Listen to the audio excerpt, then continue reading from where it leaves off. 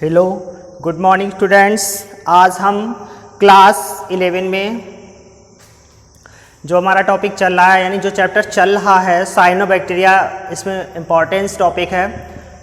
उसी important topic cyanobacteria में ही आज हम साइनोबैक्टीरिया की कोशिकीय संरचना यानी कि सेल स्ट्रक्चर्स के बारे में समझेंगे और वह भी बहुत ही शॉर्ट में समझेंगे। देखिए, जो आपको हम बता ही चुके हैं कि जो साइनोबैक्टीरिया यानी जो हमारे जीवाणु होते हैं उनमें प्रोकैरियोटिक प्रकार की कोशिका पाई जाती है। यानी प्रोकैरियोटिक प्रकार की कोशिका से तात्पर्य है कि उनमें कोशिका भित्ति जो सेल वॉल होती है वो बहुत ही विकसित होती है, यानी कोशिका भित्ति सुविकसित पाई जाती है। तो वही पहली लाइन यहाँ पर लिखी हुई है कि साइनोबैक्टीरिया की कोशिका भित्ति प्रोकैरियोटिक प्रकार की होती है, यानी इसकी जो कोशिका भित्ति है वो प्रोकैरियोटिक प्रकार की होती है। यानी इसीलिए जो जीवाणु हैं वो प्रोकैरियोटिक होते हैं। कोशिका भित्ति सुविकसित होती है या पूर्ण विकसित होती है, आप ऐसा कह सकते हो। तो साइनोबैक्टीरिया की कोशिका भित्ति यानी कोशिका प्रोकैरियोटिक प्रकार की होती है और बैक्टीरियल कोशिका से बड़ी होती है। यानी इसमें पर्टिकुलर एक दिया गया है कि बैक्टीरियल कोशिका से बड़ी होती है, यानी जो और सामान्य जीवाणु हैं उनकी कोशिका से साइनोबैक्टीरिया की कोशिका भित्ति कोशिका और कोशिका भित्ति आकार में बड़ी और सुविकसित होती है। इसकी कोशिकाएं द्विस्तरीय कोशाभित्ति से घिरी होती हैं। यानी जो साइनोबैक्टीरिया है इसकी जो सेल्स हैं, कोशिकाएं हैं, उनमें दो स्तर से कोशिका भित्ति होती हैं, यानी द्विस्तरीय कोशिका भित्ति से घिरी होती है। आप देखिए इधर स्ट्रक्चर बनाया है, सेल स्ट्रक्चर आप साइनोबैक्टीरिया में देखिए, एक ये मेम्ब्रेन है और एक ये है, जिसके लिए बाहरी मेम्ब्रेन को लिख रखा है सेल मेम्ब्रेन, नहीं इस बाहरी जो कला है उसको सेल वॉल लिख रखा है और आंतरिक कला को जो है सेल मेम्ब्रेन लिख रखा है। यानी दो अलग अलग कोशिका यानी दो अलग अलग कोशिका भित्ति हैं या कोशाभित्ति हैं जो कि दो स्तरों में है या दो स्तरों में बटी हुई हैं, इसलिए द्विस्तरीय कोशिका भित्ति कहते हैं। आगे इसमें कोशाभित्ति बाहर से श्लेष्मी परत से घिरी रहती है। कोशिका के भीतर अवयव बाह्य परिधि, क्रोमैटोप्लाज्म तथा आंतरिक रंगहीन केंद्रीय प्लाज्म में विभाजित होता है। देखिए, ये कोशिका के आंतरिक संरचना के बारे में बात कर रहा है। कोशिका की अंदर की संरचना बता रहा है कि कोशिका भित्ति जो है, कोशाभित्ति या कोशिका भित्ति बाहर से एक श्लेष्मी पदार्थ से घिरी होती है। यानी इसके बाहर का जो हिस्सा होता है उसके बाहर यहाँ पर बनाया नहीं है, यहाँ पर इस प्रकार के दाने दाने जैसे छुटके रहते हैं, ये ऐसे प्रिंट होकर के आता है। ठीक है, तो श्लेष्मी का मतलब होता है चिपचिपा द्रव जैसा पदार्थ लगा रहता है, अर्थात जो साइनोबैक्टीरिया की जीवाणु कोशिका है वो श्लेष्म से घिरी रहती है या श्लेष्मी पदार्थ से घिरी रहती है। तो इस जीवाणु कोशिका के चारों ओर जो ये डॉट्स दिखाई दे रहे हैं इन्हें आप श्लेष्म समझिए या श्लेष्मी पदार्थ समझिए। श्लेष्मी पदार्थ आप जैसे कि आपका गोंद या लेई होता है, यानी चिपचिपा द्रव होता है, उसी प्रकार से श्लेष्मी पदार्थ इस कोशिका के चारों ओर चिपका या लगा रहता है। कोशिका के भीतर अवयव बाह्य परिधि, क्रोमैटोप्लाज्म तथा आंतरिक रंगहीन केंद्रीय प्लाज्म में विभाजित होता है।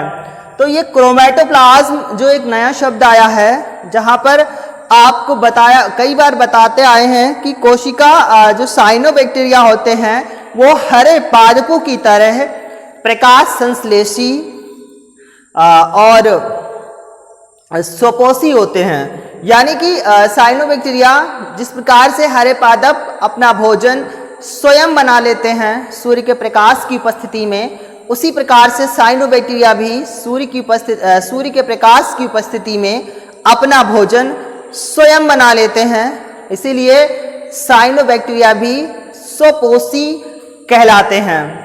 तो और जो ये क्रोमेटोप्लाज्म है, ये क्रोमेटोप्लाज्म में प्रकाश संश्लेषी वर्णक पाया जाता है। लिखा भी है कि क्रोमेटोप्लाज्म में प्रकाश संश्लेषी वर्णक पाया जाता है। यानी ये क्रोमेटोप्लाज्म यहाँ पर जो कोशिका भित्ति या कोशिका की आंतरिक संरचना या अंदर की संरचना में उपस्थित होता है, तो ये क्रोमेटोप्लाज्म सूर्य के प्रकाश को अवशोषित कर लेता है और फोटोसिंथेसिस यानी प्रकाश संश्लेषण की क्रिया को करने में जो है सहयोग करता है।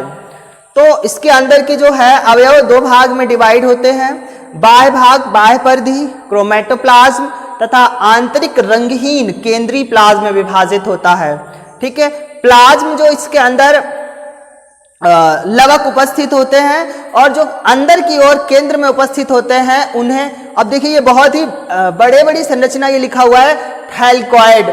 ठीक है, ये इधर भी वही बने हुए हैं, ये इधर भी वही बने हुए हैं। ठीक है, तो जो बाहर की ओर ये बने हुए हैं थैलकॉइड यानी कि लवक, वो जो लवक हैं वो केंद्र ये आपका क्रोमेटोप्लाज्म बाहर की ओर, और जो अंदर की ओर हैं रंगहीन है, जिनमें कोई भी रंग नहीं उपस्थित है, अर्थात कोई वर्णक उपस्थित नहीं है। वो जो वर्णक यानी वो अंदर के जो प्लाज्म हैं वो आपके केंद्रीय प्लाज्म कहलाते हैं। क्रोमेटोप्लाज्म में प्रकाश संश्लेषी वर्णक पाया जाता है।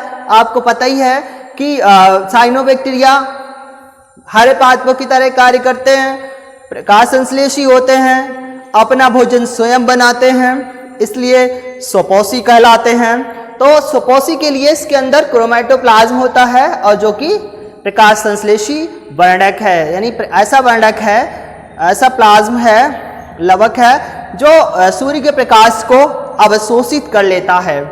साइनोबैक्टीरिया के आंतरिक भाग में साइनोफाइसिन के कुछ कण भी पाए जाते हैं। तो जो साइनोबैक्टीरिया का कोशिका है, उस कोशिका के अंदर के भाग में भी क्या पाया जाता है? साइनोफाइसिन। अब आप पीछे भी पढ़ के आए हो कि जो साइनोफाइसिन होता है, वो साइनोफाइसिन की वजह से कोशिका में प्रकाश संश्लेषण की क्रिया, साइनोबैक्टीरिया में प्रकाश संश्लेषण की क्रिया होती है। तो साइनोफाइसिन एक वर्णक का कार्य करता है, तो इसके अंदर के भाग में साइनोफाइसिन भी कुछ मात्रा में उपस्थित होता है।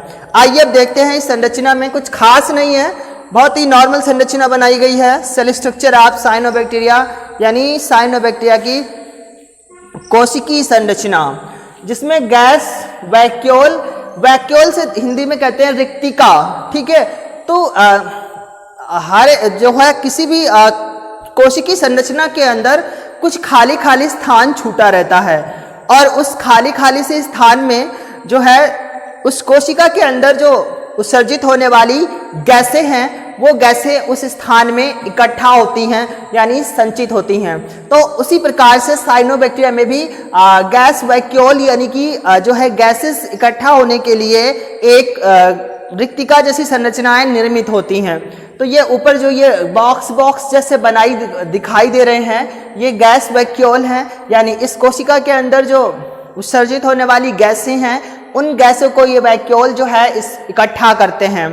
इसके बाद थैलकॉइड, वही जो आपको बताया, अंदर और बाहर क्रोमेटोप्लाज्म और केंद्रीय प्लाज्म उपस्थित होते हैं। क्रोमेटोप्लाज्म वर्णक का कार्य करते हैं और केंद्रीय प्लाज्म रंगहीन होते हैं। इसके बाद सर्कुलर क्रोमोसोम, आपको पता है क्रोमोसोम को हिंदी में गुणसूत्र कहते हैं। गुणसूत्र पर आनुवंशिक पदार्थ या जीन्स उपस्थित होते हैं, जो कि आनुवंशिक पदार्थ आनुवंशिक लक्षणों को वंशागत करते हैं, यानी पीढ़ी दर पीढ़ी स्थानांतरित करते हैं। तो उसी प्रकार से ये सर्कुलर क्रोमोसोम जो हैं, यानी अलग अलग जगह पर व्यवस्थित है अनियमित आकार के क्रोमोसोम्स, ये क्रोमोसोम्स जो है कोशिका में आनुवंशिक लक्षणों को अगली कोशिका में पहुंचाने का कार्य करते हैं। इसके बाद पिगमेंट, ठीक है, ये जगह जगह ऐसे डॉट्स हैं बड़े बड़े से, ये पिगमेंट हैं, ये जो पूरे द्रव को निर्मित करते हैं। इसके बाद प्रोटीन क्रिस्टल्स, ये प्रोटीन की बने हुए जो है रवे हैं, जिन्हें हिंदी में रवे कहते हैं, यानी रवे का मतलब है प्रोटीन के दाने हैं, क्योंकि प्रोटीन भी कोशिका के अंदर निर्मित होती है। इसके बाद सेल वॉल, यानी कोशिका की दीवार या कोशिका की बाह्य भित्ति, इसके बाद सेल मेम्ब्रेन, कोशिका की आंतरिक भित्ति, यानी कोशिका भित्ति जिसे मेनली कोशिका भित्ति कहते हैं, और जो बाहर की भित्ति है इसे बाह्य कोशिकी भित्ति या कोशिका की दीवार भी कहते हैं, जो कि कोशिका को सुरक्षा प्रदान करती है। और जो कोशिका के आंतरिक संरचना है, ये यहाँ से कोशिका के अनेक प्रकार के टिश्यूज काम करना शुरू कर देते हैं, यानी ऊतक काम करना शुरू करते हैं। जैसा कि आप पहले भी बता चुके हैं कि जो साइनोबैक्टीरिया की कोशिका होती है वो द्विस्तरीय बनी होती है, यानी 2 स्तरों में बटी हुई होती है, एक सेल मेम्ब्रेन में, दूसरी सेल वॉल में। इसी के साथ आपका सेल स्ट्रक्चर आप साइनोबैक्टीरिया समाप्त हो गया।